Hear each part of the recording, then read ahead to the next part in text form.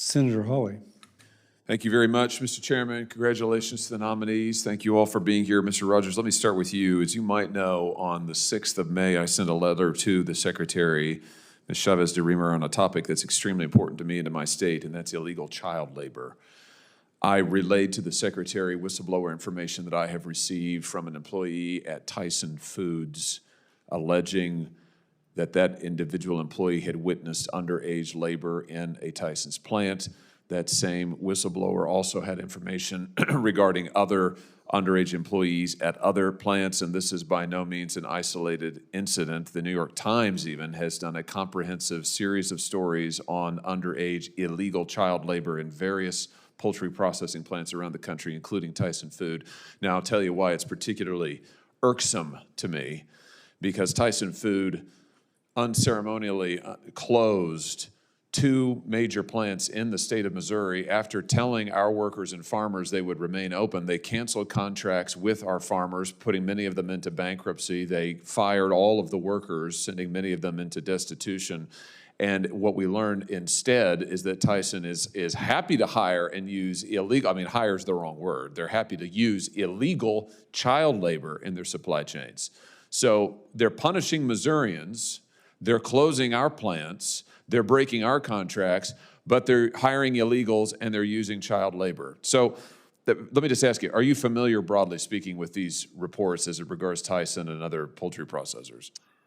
Senator, I'm generally aware of the reports, but not the particulars that you mentioned. Well, following my letter to the Secretary, the acting head of the department, the division that you are now nominated to fill, responded to me and said the following: protecting children against illegal child labor is one of the top priorities of the department and the Wage and Hour Division. Wage and Hour investigates every actionable complaint, tip, and referral about child labor violations, takes those allegations very seriously. He went on to say that the Wage and Hour Division is engaged, I'm quoting now, the Wage and Hour Division is engaged in ongoing investigations of Tyson Foods and its contractors under the FLSA. So let me just, here's my question for you. Should you be confirmed, will you continue WHD's open investigation of Tyson Food? Well, Senator, I can't comment without knowing more of the details, but I certainly commit to continue to investigate offensive child labor wherever it may be. Okay, good. And let me just ask you a little more specifically, what actions would you anticipate taking to ensure that illegal child labor is not possible in this country in the year 2025? Well, Senator, there's a lot of ways in which the department can focus on continuing to do, as Secretary Chavez de Remer mentioned, to double down on enforcing against oppressive child labor. And one of those ways is to use the resources that we have and to use the data that's available to drive down where those violations are most likely, take tips such as yours, and to move forward as aggressively as possible to make sure that we can eradicate unlawful child labor in this country.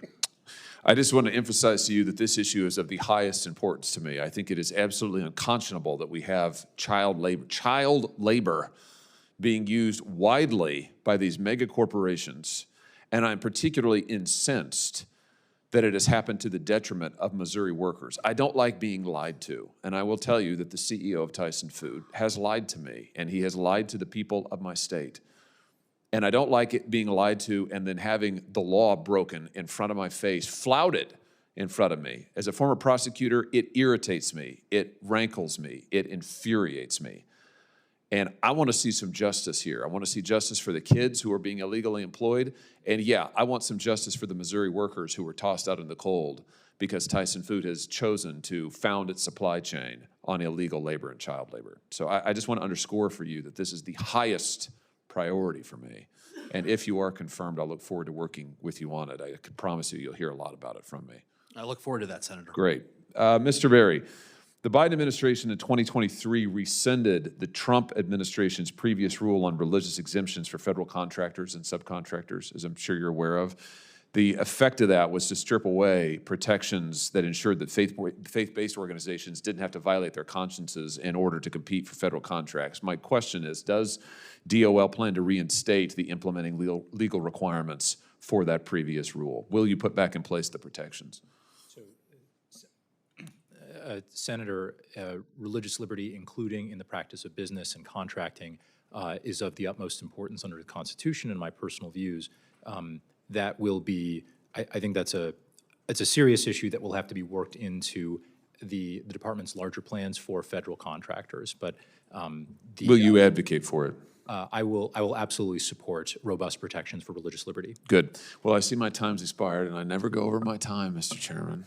That's a joke. I'm sure the other nominees are just devastated I didn't get to ask you questions, so I'll have some more questions for you for the record. Congratulations to all of you. Thanks for your willingness to serve. Thank you, Mr. Chairman.